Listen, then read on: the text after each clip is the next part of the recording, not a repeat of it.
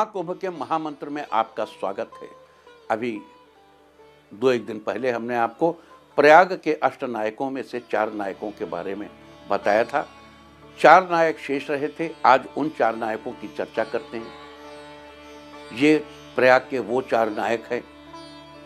ये वो 8 नायक हैं जिन नायकों के दर्शन करने से मनुष्य को भोग मोक्ष दोनों की प्राप्ति होती है। तो आइए करते हैं प्रयाग के शेष नायकों की चर्चा। 5वें नायक हैं नाग वासुकी। नाग वासुकी मंदिर गंगा के तट पर स्थित है।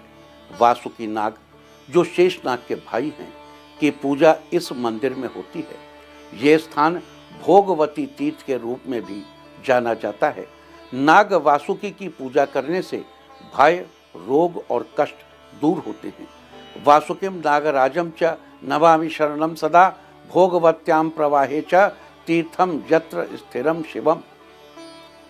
अब पूजन विधि इनकी क्या है कि नाग वासुकी मंदिर में दूध से अभिषेक करना चाहिए। नाग वासुकी मंदिर जाकर दूध से अभिषेक करना चाहिए। हल्दी, चावल और नारियल अर्पित करना चाहिए। यहाँ ओम नमो नागराजाय मंत्र का जाप करने से मनोरथ सिद्ध होते हैं। नाग वासुकी मंदिर प्रयाग के एक महत्वपूर्ण तीर्थ स्थल के रूप में प्रसिद्ध है, जो गंगा के पवित्र तट पर स्थित है। ये मंदिर विशेष रूप से वासुकी नाग की पूजा के लिए प्रसिद्ध है, जो शेषनाग के भाई माने जाते हैं। ये स्थान भोगवती तीर्थ के रूप में भी जाना जाता है। नाग वासुकी मंदिर का धार्मिक और सांस्कृतिक महत्व अत्यधिक है।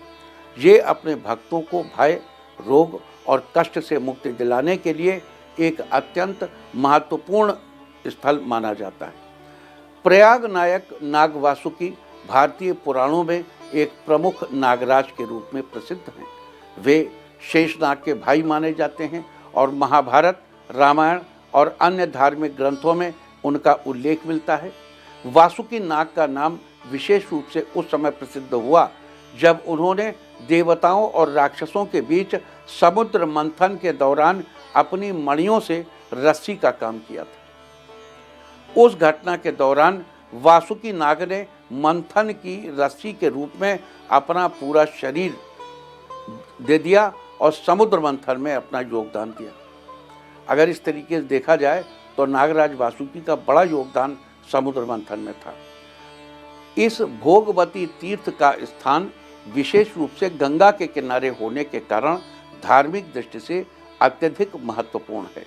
पुराणों में वर्णन है कि यहाँ स्नान करने से पुण्य की प्राप्ति होती है और विशेष रूप से वासुकी नाग की पूजा से जीवन के कष्ट और रोग दूर होते हैं। प्रयाग नायक नाग वासुकी के दर्शन मनन से जीवन में सर्प दोष या नाग दोष या जन्म कुंडली में राहु और केतु के दुष्प्रभाव समाप्त हो जाते हैं। प्रयाग यात्रा और नाग वासुकी के दर्शन के दौरान ओम नमो नागराजाय नमः मंत्र का जप करना चाहिए, जो वासुकी नाग को समर्पित एक शक्तिशाली मंत्र है। यह मंत्र श्रद्धा और विश्वास से जपने से व्यक्ति के जीवन में आ रही समस्याएं दूर होती हैं। इसके अलावा कुछ विशेष मंत्रों का भी जाप किया जाता है, जो वासुकी नाग के आशीर्वाद को प्राप्त करने में सहायक होते हैं। पूजा का प्रमुख उद्देश्य जीवन में समृद्धि और शांति को प्राप्त करना होता है। और अब हम बात करेंगे छठे नायक यानी अक्षय वट की। प्रयाग नायक अक्षय वट संगम के पास स्थित एक प्राचीन बरगद का वृक्ष है, जिसे प्रलय काल में भी नष्ट न होने वाला माना गया है। ब्रह्मा, विष्णु और महेश ने यहाँ यज्ञ किया था। अक्षय वट के दर्शन और पूजन से अक्षय पुण्य की प्राप्ति होती है। अक्षय वृक्षम नमस्यामि यत्र पुण्यम प्रवर्तते प्रलयम नाशयत्येव अक्षयः सततम वटः। किसी भी दिवस प्रयाग की यात्रा करें तो अक्षय वट के नीचे दीप जरूर जलाएं, वृक्ष की परिक्रमा करें और यज्ञ करें। तीर्थ नायक प्रयाग के बारे में कहा जाता है कि ये सनातन हैं। प्रलय में भी इनका क्षय नहीं होता है। यहाँ ब्रह्मा, विष्णु और महेश शिव ने यज्ञ किया था और ये स्थान अक्षय पुण्य की प्राप्ति के लिए प्रसिद्ध है। अक्षय का अर्थ है नष्ट न होने वाला और वट का अर्थ है वृक्ष। इसलिए अक्षय वट का शाब्दिक अर्थ है वह वृक्ष जो कभी नष्ट नहीं होता। यह वृक्ष प्रयाग के संगम के पास स्थित है, यहाँ गंगा, यमुना और सरस्वती नदियों का संगम होता है।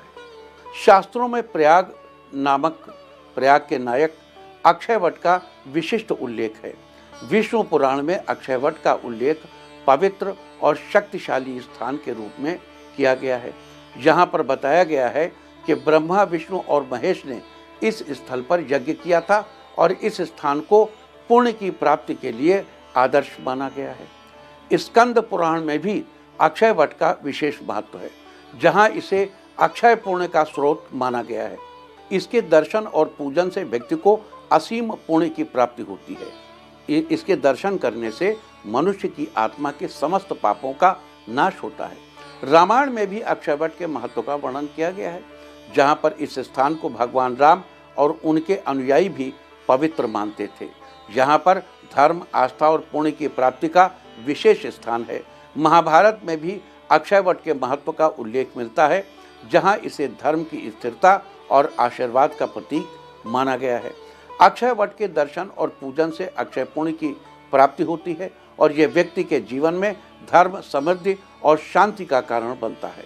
प्रयाग के इस नायक अक्षयवट के दर्शन और पूजन के दौरान कुछ विशेष विधियां और मंत्रों का जप किया जाता है। इस पूजा का उद्देश्य व्यक्ति के जीवन में शांति, समृद्धि और भौतिक तथा आध्यात्मिक उन्नति को प्राप्त करना होता है।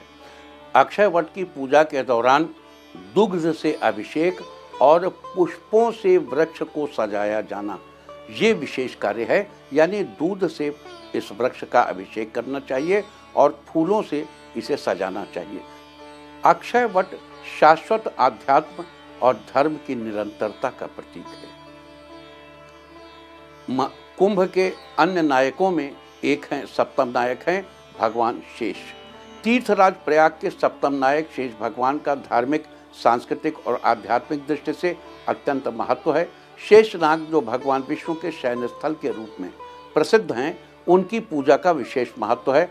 माना जाता है कि शेषनाग के फन पर पृथ्वी टिकी हुई है और इस मान्यता ने इस स्थान की महिमा को और भी बढ़ा दिया है। प्रयाग के संगम क्षेत्र में स्थित शेष भगवान का पूजन न केवल आध्यात्मिक शांति और स्थिरता प्रदान करता है, बल्कि ये संतुलन और समृद्धि का भी प्रतीक माना जाता है। शेष भगवान के दर्शन से जीवन में स्थिरता और मानसिक शांति की प्राप्ति होती है। शेष भगवान का शास्त्रों में उल्लेख बड़ा महत्वपूर्ण है। शेषनाग के बारे में कहा जाता है कि वे भगवान विष्णु के सहायक के रूप में कार्य करते हैं और भगवान के शयन यानी आश्रय का मुख्य आधार होते हैं। शास्त्रों में ये बताया गया है कि शेषनाग के फन पर पृथ्वी स्थित है और ये प्रतीत है कि इस धरती का संतुलन शेषनाग के संरक्षण में बना हुआ है। ये मान्यता है कि तीर्थराज प्रयाग के सप्तम नायक शेष भगवान के पवित्र स्थान को और भी अधिक महत्व देती है। शेष भगवान का शास्त्रों में अत्यधिक महत्व है और वे न केवल पृथ्वी के संतुलन के प्रतीक हैं, बल्कि उनका संबंध धर्म, योग और संतुलन से भी है। तीर्थराज प्रयाग के सप्तम नायक शेष भगवान का उल्लेख त्रेता युग में भी किया गया है। त्रेता युग में भगवान लक्ष्मण ने शेषनाग के रूप में अवतार लिया था। लक्ष्मण जी का शेषनाग के रूप में अवतार लेना उस समय की आस्था और विश्वासों को पुष्ट करता है। शेषनाग ने लक्ष्मण जी के शरीर को न केवल शुद्ध किया, बल्कि उन्हें दिव्य शक्तियां भी प्रदान की। इस प्रकार तीर्थराज प्रयाग के सप्तम नायक शेष भगवान का त्रेता युग में आंतरिक विशेष महत्व बढ़ जाता है और ये दर्शाता है कि शेष भगवान के प्रभाव से जीवन में शक्ति, स्थिरता और संतुलन आता है। तीर्थराज प्रयाग के सप्तम नायक शेष भगवान का महत्व द्वापर युग में भी विशेष था। द्वापर युग में भगवान बलराम का शेष अवतार था। बलराम जो भगवान श्री कृष्ण के भाई थे, उन्हें शेषनाग के रूप में पूजने का महत्व बताया गया है। वे शेष भगवान के अवतार थे और उनके माध्यम से पृथ्वी पर संतुलन और स्थिरता बनी रहती थी। द्वापर युग में बलराम ने शेष भगवान के रूप में प्रकट होकर न केवल अपनी दिव्य शक्ति का प्रदर्शन किया बल्कि समाज के लिए एक आदर्श भी स्थापित किया। शेष भगवान के रूप में बलराम का अवतार जीवन में सत्य, धर्म और संतुलन के महत्वपूर्ण सिद्धांतों का पालन करने का संदेश देता है। तीर्थराज प्रयाग के सप्तम नायक और शेष भगवान की कृपा और उनके आशीर्वाद से हर व्यक्ति अपने जीवन में मानसिक शांति, स्थिरता और भौतिक संतुलन प्राप्त करता है। तीर्थराज प्रयाग के सप्तम नायक शेष भगवान की पूजा विधि अत्यधिक सरल और प्रभावशाली मानी जाती है। प्रयाग या संगम स्नान के बाद तीर्थनायक शेष भगवान के दर्शन पूजन से तिजोरी हमेशा भरी रहती है। व्यापार व्यवसाय करने वालों, उद्योग धंधा चलाने वालों और शेयर मार्केट से जुड़े लोगों को प्रयाग नायक शेष भगवान का दर्शन पूजन अवश्य करना चाहिए। तीर्थनायक शेष भगवान को विशेष रूप से नारियल, पुष्प और फल अर्पित किए जाते हैं। ये भेंटें उनके आशीर्वाद और संतुलन को साकार करती हैं। शेष भगवान का मंत्र जाप है। पूजा के दौरान भक्त ओम शेषनागाय नमः मंत्र का जाप करते हैं, जो शेष भगवान के आशीर्वाद को प्राप्त करने का एक मुख्य साधन है। दीपदान और आहुति देना इस पूजा में आवश्यक होते हैं। ये प्रतीक है कि भक्त अपनी आस्थाओं और विश्वासों को शेष भगवान के प्रति अर्पित कर रहे हैं। और आठवें नायक है तीर्थराज प्रयाग। प्रयागराज को तीर्थों का राजा कहा गया है। प्रयाग स्वयं तीर्थनायक हैं। पुराणों में वर्णित है कि ये स्थान सप्तपुरियों का स्वामी है। प्रयागराज के दर्शन और पूजन से सभी तीर्थों के समान पुण्य फल की प्राप्ति होती है। तीर्थराजम नमस्यामि सप्तपुर्याधिपम प्रभुम मुक्तिदम सर्वतीर्थेषु प्रयागम पुण्यमुत्तमम। अर्थात तीर्थराज प्रयाग के संगम पर स्नान करें, तीनों देवों का आह्वान करते हुए दीपदान करें और ओम तीर्थराजाय नमः मंत्र का जाप करें। तीर्थराज प्रयाग के अष्टम नायक प्रयाग का उल्लेख भारतीय शास्त्रों में एक अद्वितीय और महत्वपूर्ण स्थान रखता है। प्रयाग, जो कि गंगा, यमुना और सरस्वती नदियों के संगम स्थल के रूप में प्रसिद्ध है, भारतीय संस्कृति, धर्म और आध्यात्मिकता का महत्वपूर्ण केंद्र है। प्रयाग को तीर्थराज का सम्मान प्राप्त है, जिसका अर्थ है तीर्थों का राजा, और इसे अष्टम नायक के रूप में पूजा जाता है। शास्त्रों में प्रयाग की महिमा का बखान किया गया है और इसे दुनिया के सर्वश्रेष्ठ तीर्थ स्थलों में से एक माना गया है। यहाँ के पवित्र संगम में स्नान करने से मनुष्य के समस्त पाप समाप्त हो और उसे पुण्य की प्राप्ति होती है। शास्त्रों में प्रयाग का वर्णन भगवान विष्णु, भगवान शिव और अन्य देवताओं के विशेष स्थलों के रूप में किया गया है। प्रयाग स्वयं तीर्थनायक हैं। इसका वर्णन विष्णु पुराण, स्कंद पुराण, महाभारत, रामायण और अन्य धार्मिक ग्रंथों में विस्तृत रूप से किया गया है। प्रत्येक शास्त्र में प्रयाग की धार्मिक और आध्यात्मिक महिमा को महत्व दिया गया है। विष्णु पुराण में प्रयाग को धर्म, पुण्य और मोक्ष की प्राप्ति का प्रमुख स्थल बताया गया है। यहाँ पर स्नान करने से व्यक्ति के समस्त पापों का नाश हो जाता है और वो स्वर्ग का अधिकारी बनता है। यत्र यत्र गंगा यमुना संयुतम त्रिवेणी संप्रवर्तते तत्र स्नात्वा पुनरादित्यम प्राप्नोति परमं सुखम। अर्थात जहाँ गंगा और यमुना जी का संगम होता है, वहाँ स्नान करने से मनुष्य को परम सुख की प्राप्ति होती है। यह श्लोक इस बात का प्रमाण है कि प्रयाग में स्नान करने से धर्म और पुण्य की प्राप्ति होती है। स्कंद पुराण में प्रयाग को तीर्थराज के रूप में पूजा गया है। इसे सर्वश्रेष्ठ तीर्थस्थल माना गया है और यहाँ पर विशेष रूप से महाशिवरात्रि और कुंभ मेले के अवसर पर भक्तों का जमावड़ा होता है। स्कंद पुराण में प्रयाग के महत्व को इस तरह कहा गया है। तीर्थराज प्रयागम नित्यम पावनम पुण्यदायकम यत्र स्नानम महात्मानम मोक्षम प्राप्नोति मानवः। इस श्लोक का अर्थ है तीर्थराज प्रयाग वह स्थान है जहाँ स्नान करने से मोक्ष की प्राप्ति होती है और मनुष्य को पुण्य और शुद्धता मिलती है।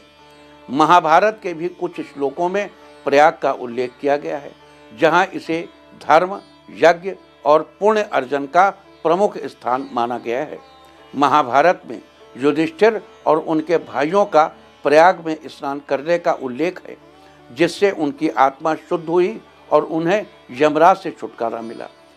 प्रयागे पुण्य कर्माणि सर्व पाप विनाशिनी तत्र स्नानम महापुण्यम सर्व सिद्धिकरम स्मृतम। अर्थात प्रयाग में स्नान करने से सभी पापों का नाश होता है और यह स्नान व्यक्ति को सिद्धि और धर्म की प्राप्ति देता है। प्रयाग के अष्टम नायक यानी प्रयाग की पूजा के दौरान जिन मंत्रों और श्लोकों का जाप किया जाता है वो सब शास्त्रों में उल्लिखित हैं। सबसे सरल मंत्र है ओम प्रयाग तीर्थराजाय नमः, ओम प्रयाग तीर्थराजाय नमः, जिससे पुण्य और मोक्ष की प्राप्ति होती है। यह मंत्र श्रद्धालुओं को धार्मिक शांति और संतुलन प्रदान करता है। इसके जाप से व्यक्ति को पुण्य की प्राप्ति होती है और वो अपने पापों से मुक्त होता है। प्रयागराज के अष्टनायकों की महिमा ने इस स्थान को मात्र एक तीर्थ स्थल से कहीं अधिक बना दिया है। यहाँ के तीर्थ स्थल और उनके साथ जुड़ी पवित्र कथाएं हमें न केवल आध्यात्मिक शांति प्रदान करती हैं बल्कि हमें जीवन के सच्चे उद्देश्य की ओर भी मार्गदर्शन हमारा करती हैं। इन अष्टनायकों का दर्शन और पूजन हमें मोक्ष की ओर एक कदम और बढ़ाता है। यही कारण है कि प्रयागराज का यह स्थान आज भी करोड़ों श्रद्धालुओं के लिए एक प्रमुख आस्था का केंद्र बना हुआ है। बोलिए प्रयागराजाय नमः। हर हर गंगे, हर हर गंगे, हरि हरि गंगे, हरि हरि गंगे। बोलो सनातन धर्म की जय।